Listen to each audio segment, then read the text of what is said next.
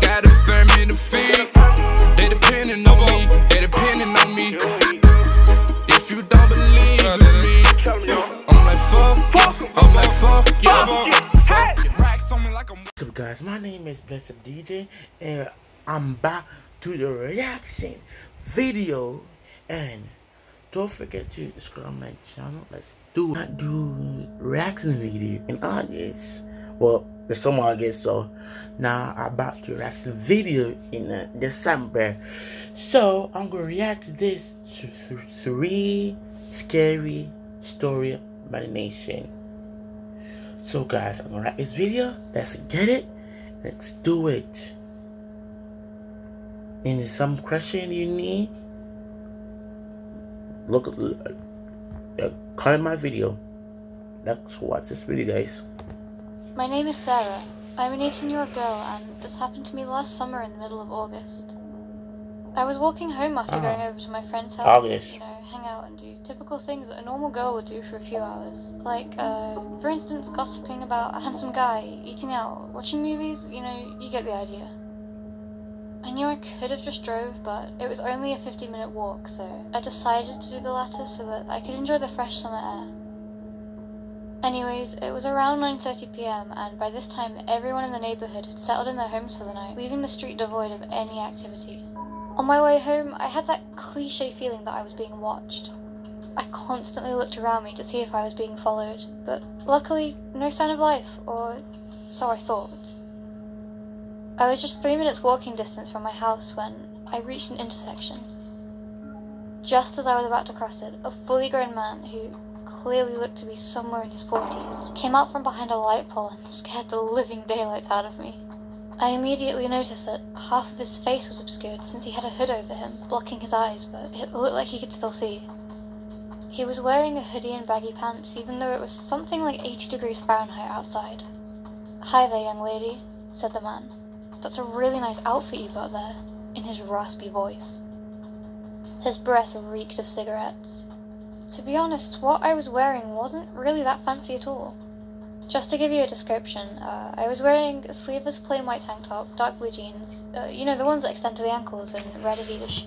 So guys, if you go out of the night, just don't go out at night. This will happen to you. You see some pervert man that come down and say, "Hello, you look beautiful." I'm saying, guys, don't do it. Jeez, I always had a thing for tank tops. Oh well. We all have a different taste in clothes, right? He then went on saying how attractive I was, further making me uncomfortable. Now I have to say, I am a pretty hot girl. I had shoulder-length brunette hair, and I was a slim person, attracting many men, usually around my age, but this guy was clearly about 30 years older than me. I tried to talk myself out of the conversation with the sketchy guy and go home and forget about this whole thing, but he prevented that from happening. He offered to escort me home, but I declined. I was too smart to fall for something like that, but he wasn't about to give up. He next asked me if I had a boyfriend, and I lied to him. Yes, even though I clearly wasn't wearing any jewelry indicating that I had a relationship with someone. No ring, no bracelet, no necklace, no watch, nothing. I could tell he was starting to lose his cool just by his voice. Most likely as a desperate, last-ditch effort to probably win me over, he cut right to the chase, and he straight up asked me if I wanted to go out on a date with him, and he flashed a really hideous grin. I still cringe to this day and feel like, hitting something in anger just thinking about it. I had just about had enough with this guy. I clenched my fists and I told him right up in his face that I'm not interested, and I turned around to leave, but he grabbed me by the shoulders and tried dragging me away to only God knows where. During the struggle, I saw a white van with the windows tinted and the license plate suspiciously covered in duct tape. I could only assume that was where he was trying to take me. I thought those were the final moments of my life right then and there. I tried so hard not to cry as I was practically on the verge of tears, but that's when I remembered. I took karate classes a few years back, and I still remember a few of the moves I learned. So for the first time, I used this as an advantage, and I kicked him as hard as I could on his shin. If you guys learn the karate, defend reverse, right? So if you see someone with a hood or some jacket or don't talk and just walk away and say bye-bye. And believe it or not, it worked. He yelled in pain, cursing, and stumbled backwards to the ground while clutching his shin, and thankfully let go of me. This is what's happening. You don't mess with karate people who learn karate. Stay in the school. Stay in the school.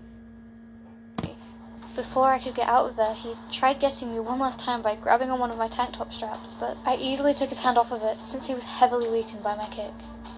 I booked it out of there. I took a slight detour route to my house to fool the man who followed me, and I never dared to look behind me the whole way. When I got home, I didn't call the cops for some reason, nor did I tell anyone else about it. Not even my own family. Probably because I was still traumatized at what just happened to me. It all happened so quickly. I was also shocked that something like this would happen in my area. The city I lived in wasn't well known for sick crimes, and everyone in my neighborhood were all extremely friendly. Nowadays, I regret not telling anyone about the incident because now there's still a crazy psycho out there looking for his next victim. Or, even worse, he's trying to look for me again. From then on, whenever I walked somewhere, I always made sure I had someone with me. Never did I walk alone again, especially not at night. That's true. That's true. Everybody don't walk at night. Yeah, passing on girls. So, who age the old man go take you. So, stay home night or bleed somebody. Or call your mom to ride you some friend house and party. This happened to me 15 years ago. I was on my way home from work and I realized my gas was low. I pulled into a nearby gas station and went inside to pay. I didn't have a credit card at the time, so I had to pay with cash. On the way out, I noticed there was a man standing by my car. As I got closer to my car, the man still didn't move away from the car. I thought this was strange, but there were a great deal of homeless people in my town. I figured he was just going to ask me for money. When I got to the front of my car, I asked the guy what he wanted. He said nothing. I stared at him, and he stared back at me emotionless. I waited for him to say something else, but he was silent. I just got in my car and drove off. I was a little freaked out over the situation, but I just thought he must have been high on drugs. After driving for about 5 minutes, I noticed the same car had been tailing me. I made a wrong turn to see if my suspicion was correct, and sure enough, the car followed. Instead of going straight home, I decided to go to my uncle's house. My uncle was a well-built man and had a few guns, so I thought this was the best option. As I got close to my uncle's house, I sped up to gain some distance on the car. I pulled into my uncle's driveway and swung my car door open. Behind me, I heard the man's car stop on the road close by. I bolted towards the front door. I heard the loud bang of a car door shutting behind me. I looked over my shoulder and saw the man holding a gun. He pointed it at me and pulled the trigger. I saw my life flash before my eyes and immediately felt a sharp pain in my hip. I fell to the ground. I tried to get up, but the man started dragging me to his car. Yeah. My vision was fading in and out. Right before being lifted into the car, I heard another loud bang. It was my uncle. He shot his rifle at the man and hit him. I passed out, and awoke in the hospital 2 days later. That was a good uncle. If you guys have an uncle, have good, he would save your ass and shoot somebody in the head. Well, exactly, maybe, I don't know.